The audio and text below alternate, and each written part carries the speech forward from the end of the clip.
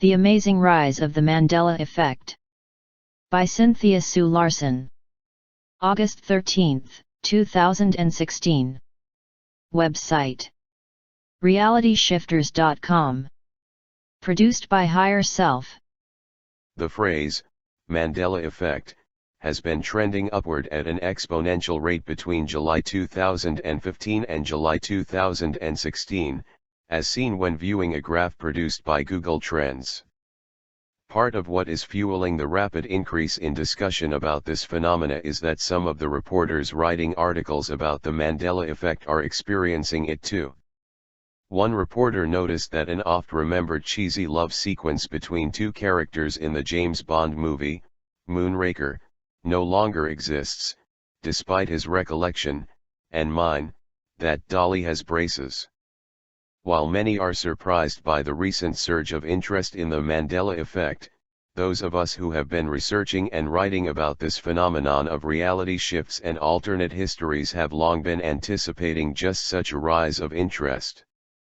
The Mandela effect is named after South African anti-apartheid revolutionary Nelson Mandela, who became a topic of interest in the year 2010, by people noticing with surprise that he was alive at that time, since many people remembered him having died while incarcerated. I had published similar accounts of the dead being observed alive again in my 1999 book, Reality Shifts, and reporting first-hand accounts on the Reality Shifters website from people all around the world noticing many dead people alive again. Observations of dead people alive again are just one of many types of Mandela effects, with other notable examples including changes to song lyrics, movie dialogue, movie scenes, physical geography, physiological anatomy, and product names. The Mandela effect is one of those things most people won't believe in until it happens to them. Like falling in love or going through heartbreak, the Mandela effect is something you have to experience in order to fully embrace. And even then, it often takes more than one or two experiences to break through the resistance most of us have to accepting the existence of something that fundamentally challenges our unspoken foundational assumption that facts and historical events don't change. This bias has been poetically expressed in the Rubaiyat of Omar Khayyam. The moving finger writes, and, having writ, moves on. Nor all thy piety nor wit shall lure it back to cancel half a line. Nor all thy tears wash out a word of it. Google Trend Graph for Mandela Effect. When we encounter something indicating evidence that in fact, history has changed, it feels shocking to discover some of the lines have been cancelled and washed out. We seem to be approaching a tipping point where it's getting harder for scoffers to say there's no such thing as the Mandela effect, reality shifts, alternate histories. The term Mandela effect originated with blogger Fiona Broom in 2010, after she attended a conference where many people talked with her about remembering how Nelson Mandela had died many years earlier, though official recorded history at that time indicated no such thing had actually occurred. Dolly and Jaws in Moonraker. Thanks to articles written by some Mandela effect experiencers, the Mandela effect shows evidence of increasing in popular awareness. Mandela effect articles have been written by experiencers including the Lewiston Sun Journal's Mark Laflamme, The Mandela Effect is Freaking Me Out, who noticed a change on which side of his father he's standing by in an old family photo, the New Zealand Herald's Carl Pushman, Berenstein or Berenstain. The riddle-making book Lovers Mad, who is certain the popular children's books ought to be spelled Berenstein and not the way they've supposedly always been spelled as Berenstain, and San Diego City Beats Tom Siebert, Technology and Memory Down the Rabbit Hole, who noticed a change to a memorable scene in a James Bond movie, Moonraker, in which the girl with the braces who fell in love with another character with shining teeth no longer has braces. I watched the James Bond film Moonraker several times while in college, and also remember the memorable scene in which the blonde girl named Dolly, who wears glasses and braids, shares a cheesy moment with Richard Keel's character, Jaws, when they notice how his shiny teeth complement the shiny braces on her teeth. Except now, she doesn't have any braces on her teeth. Taken individually, the way such observations of discrepancies between what we remember and recorded historical evidence have always been noted up until now, a single person feeling unsettled by noticing such a change would have been chalked up to their having made some kind of cognitive error. When such misremembered recollections are considered collectively, we are presented with the possibility that we are witnessing collectively agreed upon awareness of differently remembered historical facts that we can start to take notice of. Some scoffers have leapt to the conclusion that Mandela effect experiencers who are noticing long familiar words in movies, TV shows, books, and products are most likely suddenly sharing false memories, due to the fact that human memories are not fully reliable. Such an explanation allows us to leave unquestioned some old assumptions that have quietly started to crumble at their very foundations, since the advent of quantum physics just over 100 years ago. While quantum physics shows us there can be no such thing as an objective observer, and now that 2/3 of physicists recently surveyed agree that you and I and everything that exists does so in a superposition of states, we clearly need to revise both our scientific methodology and our assumptions about reality. While I agree with the observation that human memories often do not match current historical records, it's clear that stopping the thought process at that point is premature, and does not match what we are learning about the primacy of quantum logic in the natural world. I've been researching this phenomena since the 1990s. It was originally called reality shifts, and first appeared in print in the book Future Memory by PMH Atwater to describe common, yet strange, experiences that near-death experiencers frequently have. I have been reporting on individual recollections of alternate histories involving everything from changes in books, to dead people alive again, to changes in the way motor memory works since 1999, in the earliest edition of my first book on this subject, Reality Shifts, When Consciousness Changes the Physical World, and in my free monthly Reality Shifters e-zine.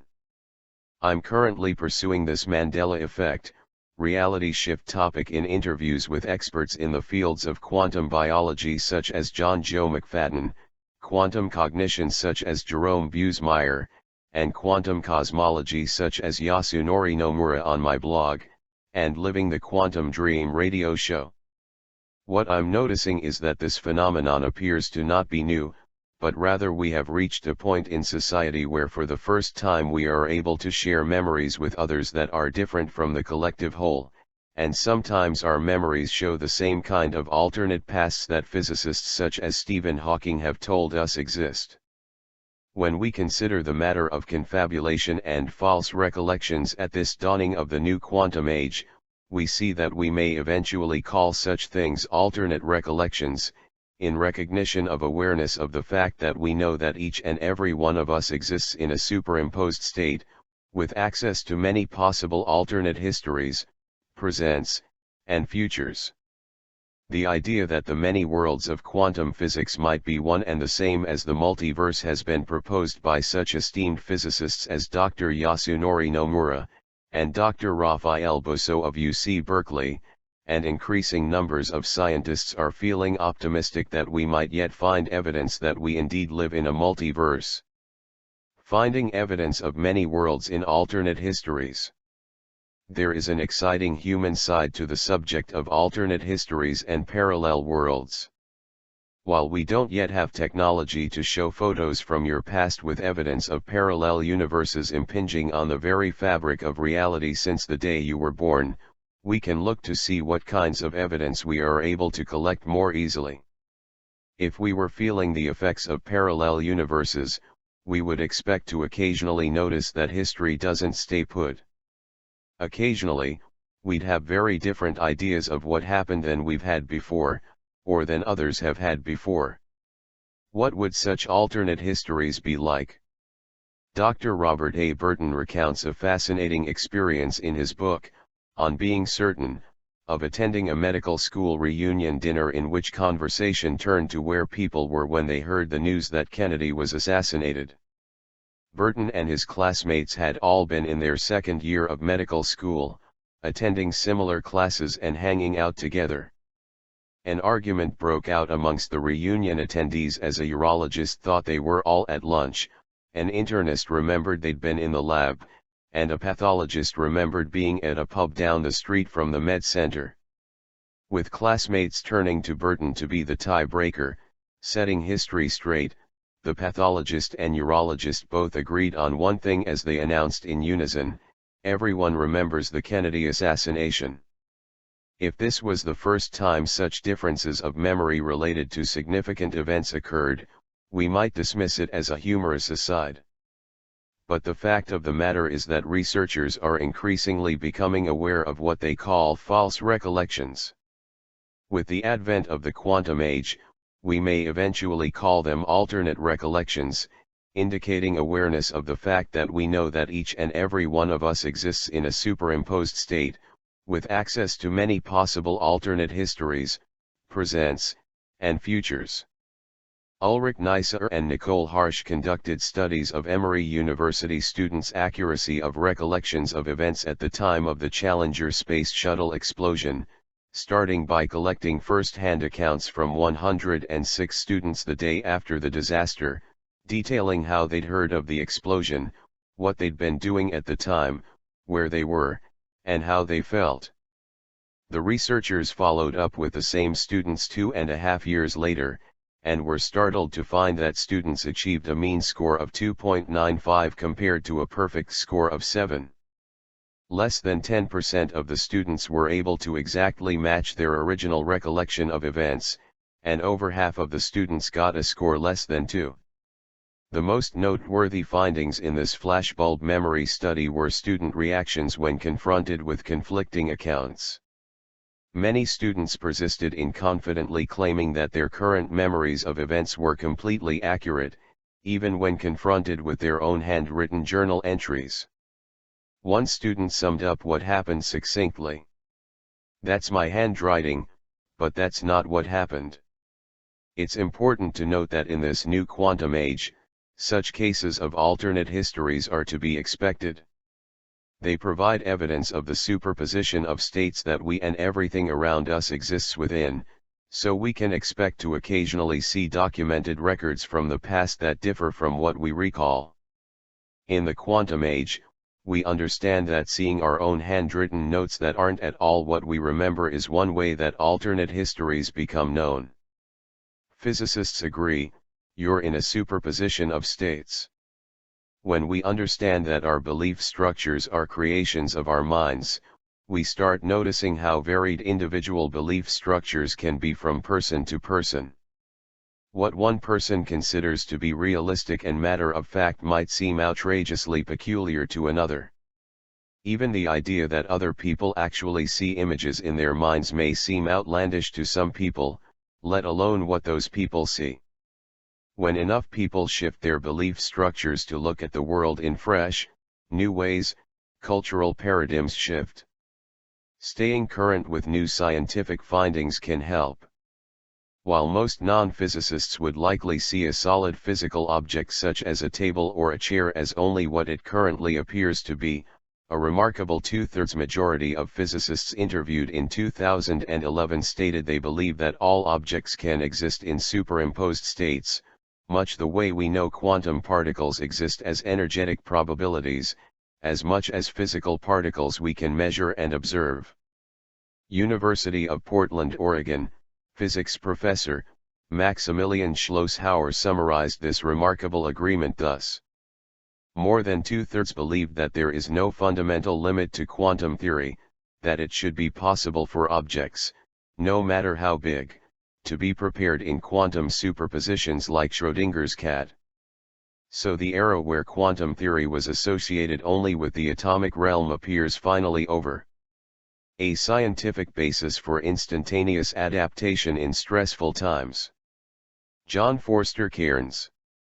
The scientific assumption that organisms experienced random mutations was seriously shaken by Harvard professor John Forster Cairns' 1988 proposal, that the organisms themselves were preferentially producing beneficial mutations.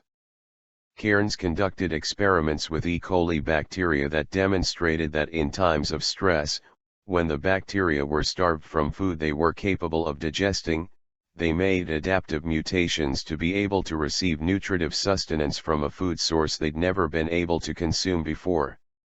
This phenomenon, in which E. coli mutated exactly the most optimal genes precisely when that mutation was required, had no known basis nor explanation from established theories in genetics, and indeed seemed to contradict one of the central dogmas of molecular biology, that information only flows in one direction during transcription from DNA out to proteins to a cellular organism environment. John Cairns and Julie Overbaugh and others proposed a mechanism that what might be happening is that the cell could produce a highly variable set of mRNA molecules and then reverse transcribe the one that made the best protein. If reverse engineering mutations by bacteria in times of starvation so they can start digesting lactose sounds crazy, it might help to know there exists a similar proven case of successful quantum biological adaptation, photosynthesis. Those who expect modern human technology to be faster and more efficient than the rustic natural world are quite surprised to learn that our best photovoltaic cells are only 20% efficient, compared with photosynthesizing plants and bacteria that regularly achieve 95% efficiency rates for transforming sunlight into energy. Plants have existed on Earth for millions of years, so it's not too surprising to find that their natural process of photosynthesis likely utilizes quantum coherence to speed things up.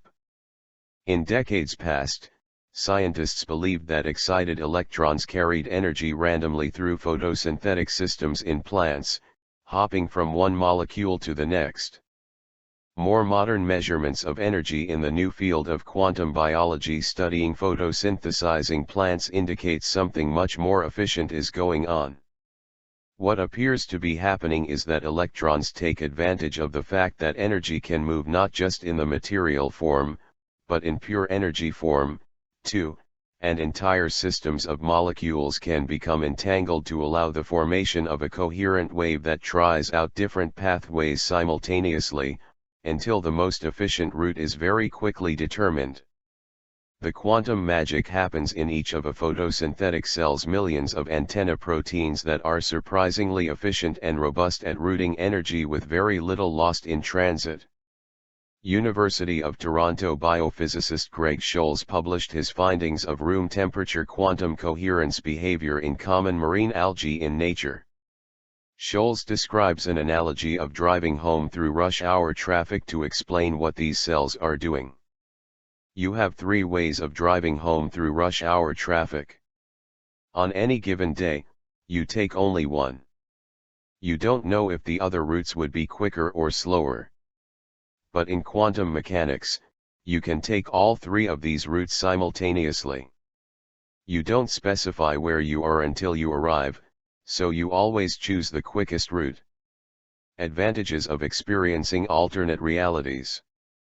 My point is that everyone is experiencing reality shifts that usually get brushed aside with the assumption from most social settings being that there has been confusion or misperception, with both parties assuming the other has made some kind of mental mistake. The reason I raise the topic of flashbulb memories in my book, Quantum Jumps, is to share the extraordinary findings of researchers who asked college freshmen immediately following the Challenger space shuttle explosion to write down where they were, what they were doing, and who they were with when they heard the news of this disaster very soon after it first occurred. Then some time later, these same students were again asked the same question before they were allowed to look at their own handwritten accounts. As some put it, "That's my handwriting," but that's not what happened. Thanks to this research and stunning placebo effect results, we now have an opportunity to acknowledge that rather than explaining such reality shifts away as memory lapses or confusion, we have always been witnessing the way quantum phenomena occurs at all levels of reality, and not only below the so-called von Neumann cut. I have a sense that research in these fields is about to lead us to a new level of awareness that facts can change, yet understanding of our true identity as being consciousness can help us best find our way forward in experiencing various possible realities. What would you notice if you're in a superposition of states? What would it feel like to exist in a superposition of states? How could you tell? You might notice things like markedly different childhood memories from your siblings, spontaneous or speedy healing from illness or injury, different movie dialogue, writing in books, product names, song lyrics, TV shows, and celebrities alive again after being reported dead. In fact, this is precisely what people are reporting with such commonly recognized examples as Berenstein Bears vs. Berenstain Bears. Mirror Mirror on the Wall vs. Magic Mirror on the Wall. Mr. Rogers sings, "It's a beautiful day in the neighborhood" versus "It's a beautiful day in this neighborhood." Darth Vader says to Luke Skywalker, "Luke, I am your father" versus "No, I am your father." Mandela effect reports on the rise. In addition to some of these commonly reported shared experiences of alternate histories, some people are also remembering other things differently, such as, "If you build it, they will come," instead of "Now, if you build it, he will come," and "Jiffy peanut butter" instead of Jif. As increasing numbers of honest reporters and authors start running into their own experiences with the Mandela effect, both the private experiences that only they recognize, and the more publicly shared varieties, we will continue the growing conversation about the Mandela effect, and why increasing numbers of people are noticing it now. And in the meantime, I recommend that you keep asking how good can it get, to harness imagination and your ability to provide yourself with self-guidance from your highest levels of consciousness. Asking this question helps ensure we are honoring a longer-term, fuller, and more harmoniously interconnected optimal experience. We can trust our highest, largest, most comprehensive levels of consciousness, and in so doing we will continue to experience different paths and instantaneous transformations as we move through these stressful times to more optimal realities.